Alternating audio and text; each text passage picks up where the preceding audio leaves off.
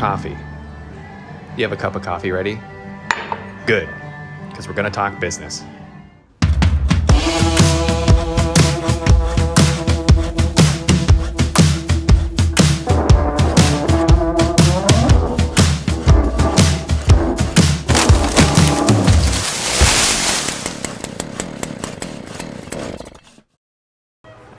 When I tell people about the Pasayten Institute, one of the first things they ask me is, why didn't you make it a nonprofit? And it's a good question. Honestly, I tried. It didn't work for a lot of reasons, but because it was a really good learning experience, I thought I'd share it here because it might work for one of you folks. When I was first getting started, one piece of advice I got from my friend Craig was that I should look for fiscal sponsorship. Fiscal sponsorship is kind of like starting a nonprofit without actually having a nonprofit. Let me explain. If an agency chooses to fiscally sponsor your new organization, what that means is they act like your bank. They can accept donations on your behalf, and those donations will automatically become tax deductible, you know, as a 501c3 organization. So it's kind of like setting up a nonprofit without going through the whole rigmarole of all the paperwork. It's really nice. I applied for fiscal sponsorship with an organization that was specifically devoted to art and artistic endeavors. And given that I was making videos and other kinds of image-related materials, and that I have this rabid insistence that art is an important part of a STEAM, science, technology, engineering, art, and mathematics education, I thought it would be a natural fit, but I was flat out rejected. Completely denied. Which is fine, that's totally their prerogative. So I thought, well great, I'll just start my own organization. And the state of Washington makes it really easy. They have a handbook online, really straightforward step-by-step instructions on how to set up your own nonprofit. And so after being rejected, I started the process and quickly learned that it wasn't for me.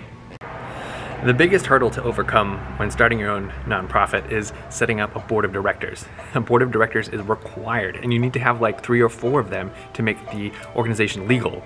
And if you only have the minimum number, then your organization immediately becomes null and void.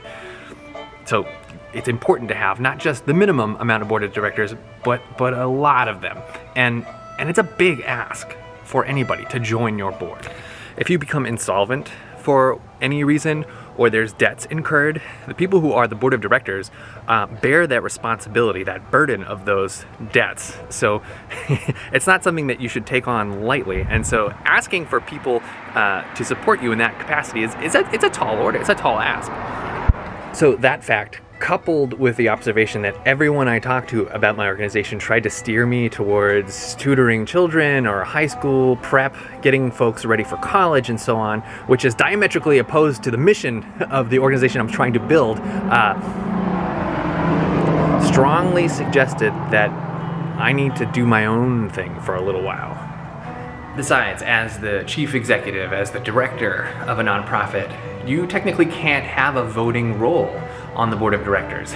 So what that means is you're kind of giving away some of the agency, some of your authority to the board that admittedly you choose, but it's a little nerve-wracking when you're trying to start a new organization. So that's why I decided, no, the nonprofit sector is not for me. I'm gonna bootstrap the Pasayten Institute. And bootstrapping, of course, means that I'm doing it all myself from the ground up, paying for everything, not taking any loans, not taking any investments whatsoever. Just start small and in obscurity and just keep going. So that's kind of the approach that I've taken, and I've seen it work so many times with so many other folks that I'm not worried about it. It's gonna work. I mean, you're watching this video, right? So it is working.